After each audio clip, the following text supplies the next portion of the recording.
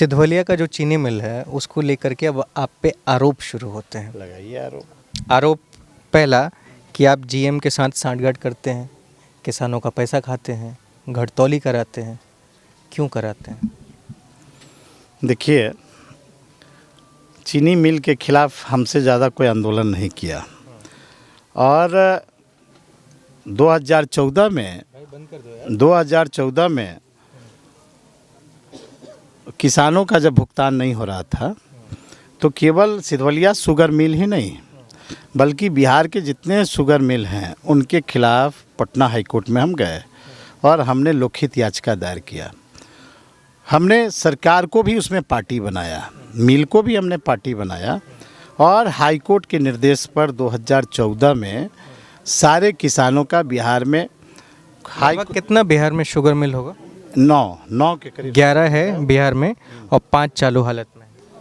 भाई ये तो सरकार अब बताएगी कि उद्योग क्यों बंद है बिहार में, बंद शुगर मिल चालू क्यों नहीं हुई है। सरकारी चीनी मिलें जो बंद हुई लालू जी के 15 वर्षों में बंद हुई तो नीतीश जी के 15 एनडीए की सरकार में चालू क्यों नहीं हुई। सरकार की उद्योग की नीति क्या है, चीनी उद्योग की नीति 15 साल आप जुड़ के रहे हैं टीम के साथ, तो सवाल तो आपसे ही बनता है। 10 साल विधायक आप भी रहे हैं उस दौरान।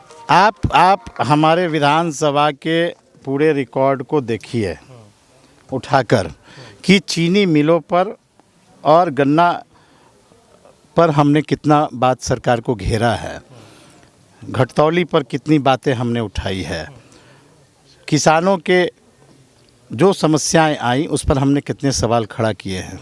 और सबसे ज़्यादा अगर चीनी उद्योग पर कोई बिहार विधानसभा में बोला है तो उसका नाम मंजीत सिंह है। और किसी भी विधानसभा का जो हमारे समय के सदस्य रहे अगर हमारे बारे में पूछेंगे तो किसानों के सवाल को लेकर हरदम हमने सरकार को घेरने का काम किया है और विधानसभा के सारे रिकॉर्ड हैं वो उपलब्ध करा देंगे। सर, मैं अप्रिशिएट करता हूं आपके इस चीज़ को। मैंने भी सुना है कि आप आवाज़ उठाते हैं। फिर से मैं वही एक सवाल पूछता हूं और फिर वो ग्राउंड चीज़ों पे ऊपर नहीं सोच पाता हूं, इसलिए ज़मीन पे आ जा रहा हूं कि जब आपकी बात ही नहीं सुनी जा रही है पिछले 15 सालों में, तो आप पिछले 15 सालों में किए क्या? पहला सवाल। दूसरा, अगर नहीं सुना जा रहा है और आप जनप्रतिनिधि हैं तो ऐसा क्यों नहीं करते हैं कि ये बैकुंठपुर के विधानसभा के सभी लोगों को उठाए जितने भी गन्ना किसान हैं और बैठ गए धरने पे, चाहे जिला कलेक्ट्रेट में बैठें या फिर पटना में जाके बैठें। एक आंदोलित चेहरा होना चाहिए ना। इसका मतलब आप हमारे राजनीतिक इतिहास को नहीं पढ़े नहीं पढ़े आप। मैं रंजू गीता जी जब मंत्री थी हम विधायक थे, सचिवालय में हमने दे दिया कि आपके खिलाफ जो किसानों का गन्ना किसानों की दिक्कत है मैं धरना पर बैठूंगा और हम गए, मंत्री को हमसे वार्ता करना पड़ा। पिछले वर्षों में हमने धारणा की बात छोड़ दीजिए, हमने तो आत्मदाह की बात कर दी थी और हम चीनी मिल गेट पर अपने सैकड़ों लोगों के साथ हम जाकर वहाँ धरने पर बैठ गए। एसडीएम आए, बात हुई, हमने कहा कि हम समस्या का निजात चाहते हैं, हम वार्ता नहीं चाहते हैं और हमने यह तय कर लिया कि हम अगर समस्या निदान नहीं होगा तो आत्मदाह कर लेंगे। हम सारी व्यवस्था के साथ बैठे थे और हमने एसडीएम को कहा कि या तो समस्या निदान करिए गन्ना किसानों का, नहीं तो हमको गिरफ्तार करके चनावे भेजिए। हमने सारे आंदोलन किए। लेकिन अब सवाल है कि भाई एक पूर्व विधायक की जो एक भूमिका होती है, अगर उनकी बातों को नहीं सुनी जाती है, आखिर हम भी चुने हुए प्रतिनिधि रहे हैं, बिल्कुल नहीं सुने जाती है तो एक गांधी जी के सिद्धांतों पर आदमी सत्याग्रह करता है, अनशन करता है, धारणा करता है, उस रास्ते पर हम चले। लेकिन आखिर क्यों हम ही, डिस्ट्रिक्ट एडमिनिस्ट्रेशन क्या कर रहा है, सरकार क्या कर रही थी, सरकार के अधिकारी क्या कर रहे थे अगर किसान परेशान है। अब आप देख लीजिए बजट में प्रावधान है किसानों को गन्ना बीज अनुदान की राशि देने का। 4 वर्षों में बीज किसान लेता है मिलों से, अनुदान का आवेदन जमा करता, आज तक किसानों को अनुदान की राशि नहीं मिलती है। तो इसमें सरकार की फेलियर नहीं है क्या, जनप्रतिनिधियों का फेलियर नहीं है क्या? जिनको विधायक चुना गया वो सदन में आवाज़ क्यों नहीं उठाए आज तक कि किसानों का अनुदान का नहीं राशि मिला। 150 जो वैरायटी गन्ना का आपका है वह सामान्य प्रभेदों में है, तो सामान्य प्रभेद में है उसका भुगतान किसानों को आज तक नहीं हो रहा है। उसका भुगतान जो है निम्न प्रभेदों में हो रहा है। देखिए, आप केन एक्ट को पढ़िए। केन एक्ट में सामान्य, उत्तम, सामान्य और निम्न प्रभेद तय करने का अधिकार राज्य सरकार को है।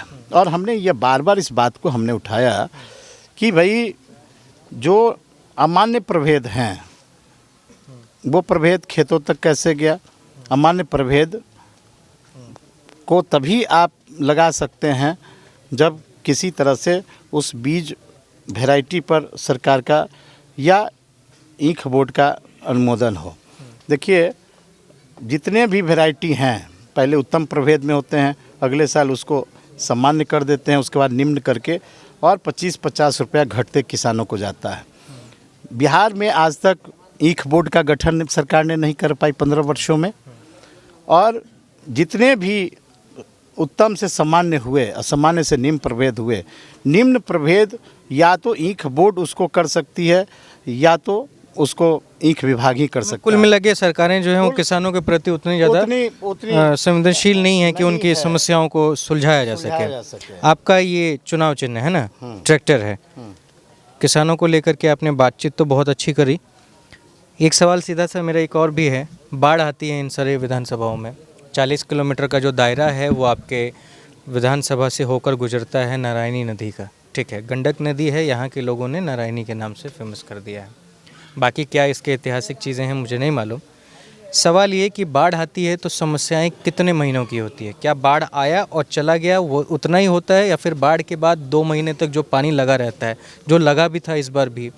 उसके बाद एक और सवाल आता है कि जब इन किसानों के खेतों में बाढ़ आती है, 2-3 महीने तक वो पानी टिका रह जाता है, तब तक धान की जो खेती का समय होता है, गेहूँ का, वो चला जाता है और धान की जो फसल लगी होती है वो बर्बाद हो जाती है ना। तब तक गन्ना भी सड़ जाता होगा, शायद सड़ ही जाता है ना। उसके बाद पानी सूखने के 6 माह तक मेरे हिसाब से, जितना मैं थोड़ा बहुत जानता हूँ, कि उसमें खेती नहीं हो सकती है, राइट ना। ऐसे में फिर ये ट्रैक्टर चलेंगे का? देखिए, जितना खेत पड़ती रह गया है, ये किसान का चुनाव चिन्ह है। जितना पड़ती रह गया है खेत, इसी ट्रैक्टर से हम जोतेंगे। इसी ट्रैक्टर से जोतेंगे और जोताएगा। आप घबराइए मत। ये बहुत माने किसानों के हित का ये ट्रैक्टर है और किसान चलाता ट्रैक्टर है। जो किसानों की बर्बादी हुई है वो किसानों के हित में लड़ने वाले हम व्यक्ति हैं। इसी कारण कहीं ना कहीं ईश्वर की कृपा से हमको यह चुनाव चिन्ह भी मिला है। तो किसानों का प्रतिनिधित्व करने वाले व्यक्ति हैं, किसान का प्रतीक चिन्ह भी हमको मिला है। और किसानों का आवाज़ सरकार जिसकी भी बने इस बिहार के अंदर, तो वो आवाज़ जिस ट्रैक्टर पर हम बैठ के चल रहे हैं, केवल ट्रैक्टर पर ही वो आवाज़ नहीं उठेगा, सदन के अंदर भी उठेगा। और सरकार नहीं हमारी बात को सुनेगी तो सदन के बाहर भी ये आवाज़ गूंजेगा। लेकिन सर, लोग ये कह रहे हैं ना, लोग ये कह रहे हैं, एक सेकेंड, लोग ये कह रहे हैं कि ट्रैक्टर से पटना कौन जाता है, अब तो फॉर्च्यूनर का ज़माना है। देखिए ना, इस इलाके में जो बाढ़ की परिस्थिति आई है, बहुत ऐसे क्षेत्र हैं जो स्कॉर्पियो से लोग घूम रहे हैं, जा रहे थे फॉर्च्यूनर से, अब इन ट्रैक्टर, मोटरसाइकिल, साइकिल से हम लोग जा रहे हैं। तो सरकार जो वादा करती थी कि हम 5 घंटा 6 घंटा में राजधानी पहुंचा देंगे, आज के समय में मतलब उन जगहों पर राजधानी में पहुंचने के लिए मैंने ट्रैक्टर का जो स्पीड है, मज़ा आ रहा है आपको? हाँ, उसी स्पीड से हमको जाना पड़ेगा। तो अब स्कॉर्पियो से जाएं, फॉर्च्यूनर से जाएं, पटना जाने के लिए रास्ता हमारा सारा टूट गया है। तो ट्रैक्टर से जो फॉर्च्यूनर का स्पीड जो जाएगा, उसी हिसाब से हमारा ट्रैक्टर भी पहुंच जाएगा, उसी समय से पहुंच जाएंगे हम ट्रैक्टर पर। ये बात हो गया भाई। एक सेकंड, ये हो गया। अब हम ट्रैक्टर चला लेते हैं और फॉर्च्यूनर चला लेते हैं, दोनों को, लेकिन पार होने के लिए तो अप्रोच रोड चाहिए, वो आप लोगों ने बहवा दिया, क्यों? तो सरकार बताएगी, सरकार के पदाधिकारी बताएंगे कि भाई क्यों। देखिए, जो आप कह रहे हैं 70 घाट का मामला, जो अप्रोच टूटा, देखिए इसके लिए एक तो अत्यधिक 4 लाख से ऊपर क्यूसेक्स पानी आए, ये हम मानते हैं। लेकिन सबसे बड़ा यह चीज़ था कि जब रिवर साइड में आप जब कोई भी कितना लगा था? 513 करोड़। हाँ, रिवर साइड में जब कौन बनाया था? कोई कंपनी है, सरकार जिस संवेदक कोई कंपनी है, कंपनी बनाई थी, बड़ी कंपनी है, बिहार सरकार के गए। यहाँ से भी हुआ था। भाई अगर ये ठोस जानकारी हो जाए तो राजनीति से संन्यास ले लेंगे, और अगर हुआ ये आप दोनों लोग बार बार हर बात पे राजनीति में संन्यास ले। अरे भाई सरकार का संवेदक है, हम कोई संवेदक थोड़े हैं। अगर हमारा कोई उसमें है तो भाई हम पर मुकदमा कर दो। आपके भाई साहब पे, मतलब आप पे आरोप है कि भाई साहब कॉन्ट्रैक्टर हैं, देखिए हाँ ठीक है, वो कोसी भी उसने काम भी किया था। ऐसी इंफ्रास्ट्रक्चर का वो है ही नहीं, वो वशिष्ठा कंपनी का है। और कोई भी अगर, हम तो राजनीतिक में हैं, हम तो संवेदक है नहीं, और जितने भी संवेदक होते हैं वो सरकार के संवेदक होते हैं। इसलिए सरकार के संवेदक होते हैं कि वह सरकार में रजिस्टर्ड होते हैं, और रजिस्टर्ड कॉन्ट्रैक्टर सरकार के होते हैं, और निविदा के आधार पर उनको कार्य आवंटित किए जाते हैं।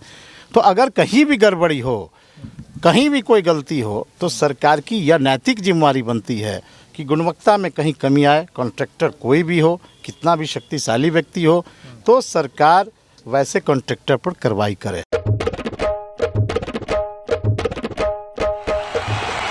आप कोई आरोप लगाया, उसको डायरी में नोट डाउन कर लिए, आपके पास कोई साक्ष्य सबूत नहीं है, उन्होंने भी कोई साक्ष्य सबूत आपको प्रस्तुत नहीं किया, आपने वो सवाल किया, आपने वो यहीं पे खत्म होती है, क्योंकि जो आरोप लग रहे हैं वो मैं बता, ये कहना है कि भाई आप सरकार सत्ता में थे, अगर कोई भी हमारे परिवार के ऊपर भ्रष्टाचार के मामले आए, गलत मामले आए, तो 5 साल आप क्या कर रहे थे? मुड़ई गाजर उखाड़ रहे थे?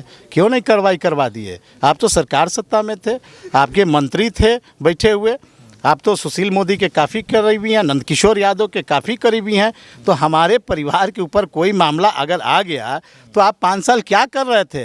अब चुनाव के समय उनके पास कोई सवाल नहीं है कि जनता को रिझा सके, जनता को संतुष्ट कर सकें।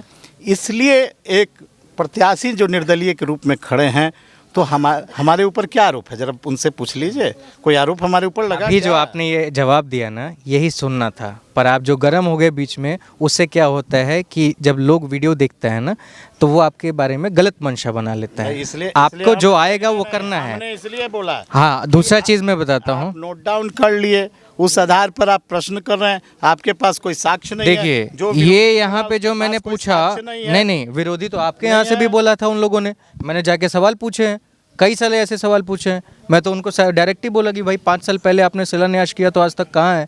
आप देख लीजिएगा जब वीडियो आएगा तो। जरा उनसे पूछिए, जरा उनसे आप उनको ये भी पूछ लिया कि जो धाम बन रहा है वो कब तक बनेगा, कौन सा रोजगार दे रहे हैं वहाँ पे, कहाँ से लेके आ रहे हैं? धाम की बात छोड़िए ना, तो ऐसा धाम की बात छोड़िए ना, जो मैं प्रश्न कर रहा हूँ ना, उन्होंने कहा था कि हम चुनाव जीतने के बाद अपने पॉकेट के पैसा से 51 गरीब के बेटियों की शादी करा देंगे। कराए क्या? उन्होंने सलेमपुर घाट पर कहा कि हम सलेमपुर घाट पर, सलेमपुर घाट पर हम जो है गंडक नदी में गोविंदगंज के बीच पुल बना देंगे, नहीं तो वोट मांगने नहीं आएंगे। क्या उस वादे को निर्वहन करेंगे क्या? उन्होंने कहा कि हम 2 स्टेडियम स्वीकृत हमने करा दिया, टेकनवास में, मोहम्मदपुर में और आपके रेवतीत में हमने करा दिया, स्टेडियम निर्माण हुआ क्या? उन्होंने कहा कि हम सलेमपुर घाट से लेकर और आपके सोनपुर तक बांधों का पिच सड़क हम तब्दील करा देंगे। हुआ क्या? हम पॉलिटेक्निक कॉलेज जब स्थापित किए तो उन्होंने कहा कि ITI कॉलेज हम स्थापित कर देंगे, 28 करोड़ रुपए की स्वीकृति हो गया, बना क्या ITI कॉलेज? इसमें उन्होंने कहा कि जहाँ के वो निवासी हैं, हम लोग भी धार्मिक आस्था वाले लोग हैं, उन्होंने स्पष्ट रूप से कहा कि हम डुमरिया मंदिर जो है उसको जो है हम पैसा स्वीकृत करा दिया और अगस्त महीना में उसका शुभारंभ करेंगे। मंदिर बना क्या? उन्होंने कहा कि सिंहासनी मंदिर जो है इसको शिव सर्किट से जोड़ेंगे और हम सिंहासनी मंदिर को एक पर्यटक स्थल के रूप में हम विकसित करेंगे। सिंहासनी महोत्सव का बहुत दावा करते हैं कि हमने सिंहासनी महोत्सव कराया। भाई सिंहासनी महोत्सव के मुख्य अतिथि कौन थे? उद्घाटनकर्ता कौन थे? उद्घाटनकर्ता मुख्य अतिथि श्री मनोज तिवारी, जो सांसद हैं भारतीय जनता पार्टी के, उस समय प्रदेश के अध्यक्ष भी थे भारतीय जनता पार्टी के। वो आए थे सिंहासनी महोत्सव में 19 में उद्घाटन करने के लिए। आप जानते हैं 10 लाख मिला कला संस्कृति विभाग से उस कार्यक्रम के लिए। जो लोग भगवाधारी का नारा देने वाले लोग हैं, वो लोग जो मुख्य अतिथि के रूप में आए, मिथिलेश तिवारी के निमंत्रण पर प्रशासन ने मनोज तिवारी को बुलाया, 8 लाख रुपए 8 उनको लाख दे दिया रुपया गया था, हाँ। वह लेकर गए। तो भाई आप भगवाधारी का नारा देते हैं, आप भाजपा के सांसद हैं, आप जो है प्रदेश के अध्यक्ष थे भारतीय जनता पार्टी के, आपका क्या फर्ज बनता था कि हम किसी इस तरह के धार्मिक कार्यक्रमों में आएँ तो हम उस कार्यक्रम में जरूर उद्घाटनकर्ता के रूप में भागी। उद्घाटनकर्ता कहीं पैसा लेके जाता है? 8 लाख रुपया लेके गए। हमने सवाल उठाया था उनके आने के पहले चुनाव में कि भाई थोड़ी सी भी नैतिकता होगी, या तो 8 लाख जो सिंहासनी मंदिर का पैसा है वह धाम में दे दें या बिहार सरकार के ट्रेजरी में जमा कर दें। मतलब इस हिसाब से, आपके हिसाब से मिथिलेश तिवारी झूठ बोल रहे हैं, जैसा मैंने उनका इंटरव्यू किया, जैसे आपने बता रहे हैं, यानी कि वो ये बात झूठ बोल रहे हैं कि उन्हें कार्यक्रम के लिए नहीं बुलाया गया था, उद्घाटन के लिए बुलाया गया था, है ना? जनता को तो यही बताया जा रहा है ना, क्योंकि अगर कोई उद्घाटन करने आएगा तो पैसा नहीं लेगा, एक्सेप्ट है, लेकिन अगर कार्यक्रम करने आएगा तो पैसा लेगा। भैया देखिए, बातों में ना उलझाएं, मैं नहीं उलझा रहा हूं सर, बातों में वो ना उलझाएं, उनको मैं बोल रहा हूँ। वह भाजपा के सांसद थे, भारतीय जनता पार्टी के अध्यक्ष दिल्ली प्रदेश के थे, उस हैसियत से उनको बुलाया था। और जो बड़ा सा फ्लैक्स लगा था उस पर लिखा गया था श्री मनोज तिवारी सांसद सब प्रदेश अध्यक्ष उद्घाटन करता। तो उद्घाटन करता कैसे कोई 8 लाख रुपया ले जा सकता है? 8 लाख रुपया कैसे ले जा सकता है? तो ये मुद्दा जब चुनावी बना, इस बात को आरटीआई से लोगों ने जब निकाला, ये मुद्दा बना, तो तोड़ मरोड़ के अपनी सफाई देने में लगे। अगर हमारी बात गलत होती तो ज़रूर वो बहुत उछल के कहते कि भाई इनके खिलाफ तो मानहानि करेंगे, या मनोज तिवारी को भी लगता कहते कि हम मानहानि करेंगे, हम 8 लाख रुपया नहीं ले गए। ऐसी तो कोई बात नहीं हुई। इंटरव्यू के वीडियो में बोले भी थे कि इलेक्शन के बाद मानहानि का केस करेंगे आपके ऊपर। भाई वो अभी कर दें, अभी कोई कोर्ट बंद है, किस मामले में मानहानि करेंगे? 400 वो भ्रष्टाचार के आरोपी हैं मिथिलेश तिवारी, 420 120 के। अभी मजेदार इंटरव्यू चल रहा है, चलने दो। 420 120 के आरोपी हैं भ्रष्टाचार के मामले में।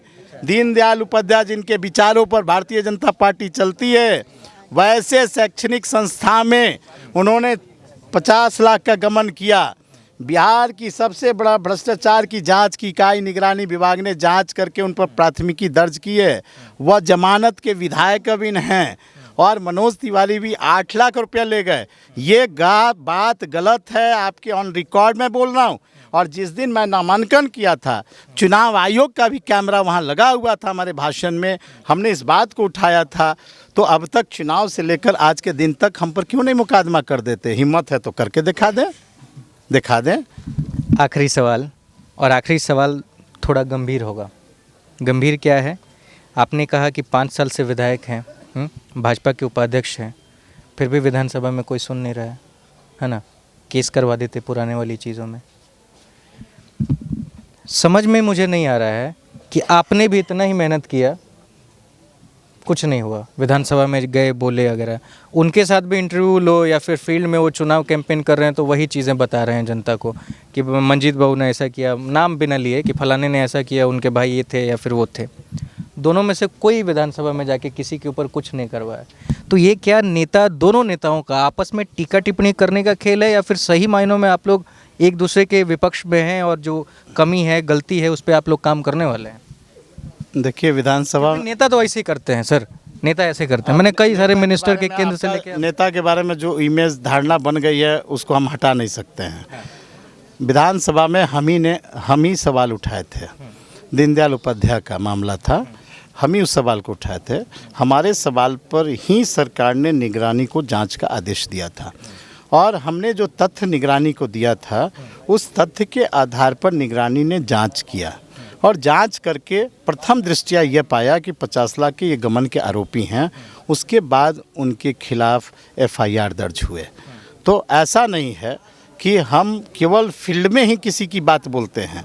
अगर कहीं गलती सरकार से भी हुई, सरकार के अधिकारी से भी हुई, कहीं भी चूक हुआ, तो हम निश्चित रूप से उस पर हमने आज तक बात सदन में उठाई, उस पर हमने कार्रवाई भी किया।